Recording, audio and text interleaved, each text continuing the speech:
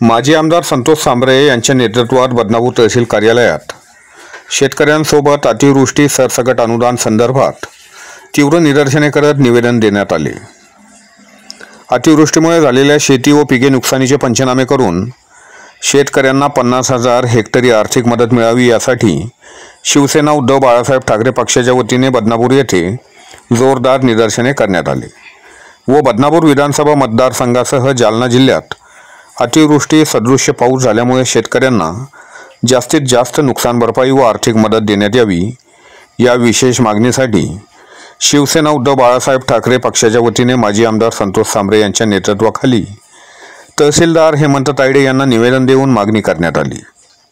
यावेळी माजी आमदार संतोष सांबरे, जिल्हा संघटक भानुदास नाना गुगे, उपजिल्हा प्रमुख भगवान कदम, तालुका प्रमुख जयप्रकाश चव्हाण, राम शिरसाट, रामेश्वर फंड यांच्यासह प्रमुख पदाधिकारी आणि कार्यकर्ते तसेच शेतकरी मोठ्या संख्येने उपस्थित होते।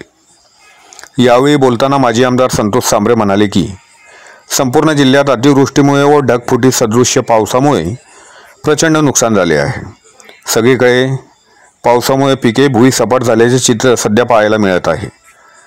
मात्र पंचनामे व मदत वाटप करताना काही मंडळांचा समावेश करण्यात आला तर काही मंडळांना वगळण्यात आल्यामुळे शेतकऱ्यांमधून तीव्र संताप व्यक्त होत आहे।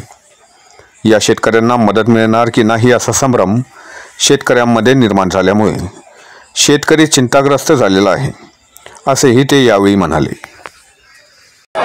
ओला दुष्काळ जाहीर झालाच पाहिजे, शेतकऱ्यांना मदत मिळालीच पाहिजे, शेतकऱ्यांना मदत मिळालीच पाहिजे, ओला दुष्काळ जाहीर झालाच पाहिजे, ओला दुष्काळ जाहीर झालाच पाहिजे, एकरी 50,000 अनुदान मिळालंच पाहिजे, एकरी 50,000 अनुदान मिळालंच पाहिजे।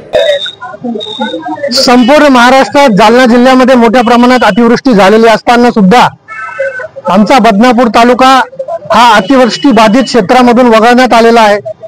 त्याच्या विरोधात आज आम्ही तहसील कार्यालय बदनापूर येथे शिवसेनेच्या वतीने आंदोलन केलेलं आहे, निदर्शने केलेली आहे।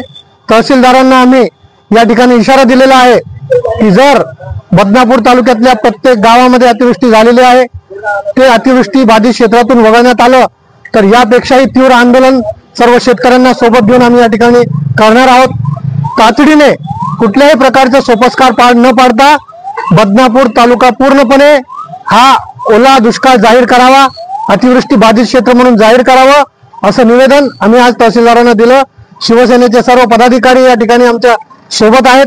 आम्ही शेतकऱ्यांना सोबत घेऊन या ठिकाणी जर शेतकऱ्यांना अतिवृष्टीचं अनुदान मिळालं नाही, शेतकऱ्यांचं जे पिकांचं नुकसान झालेलं आहे, पूर्ण क्षेत्र बाधित झालेलं आहे, आज शेतकरी हवालदिल झालेला आहे, अशा परिस्थितीमध्ये शेतकऱ्यांचं मनोबल वाढवण्याची गरज आहे। शेतकऱ्यांचं मनोबल वाढवण्याच्या ऐवजी हे सरकार अतिवृष्टी बाधित क्षेत्रातून बदनापूरला वगळलेलं आहे।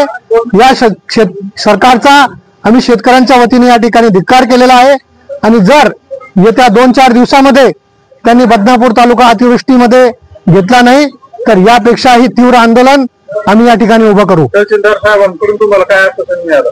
तहसीलदारांनी सांगितलं की आम्ही या ठिकाणी जे गावामध्ये अतिवृष्टी झालेली आहे, सरासरीपेक्षा जास्त पाऊस झालेला आहे त्या गावांचा समावेश करू, परंतु त्यांच्या आम्ही निदर्शनास आणून दिलेलं आहे की बदनापूर तालुक्यातल्या सर्व मंडळामध्ये, सर्व महसूल मंडळामध्ये मोठ्या प्रमाणात अतिवृष्टी झालेली आहे। शेतकऱ्यांचं 33% नव्हे तर 70-80% जास्त पिकांचं नुकसान झालेलं आहे।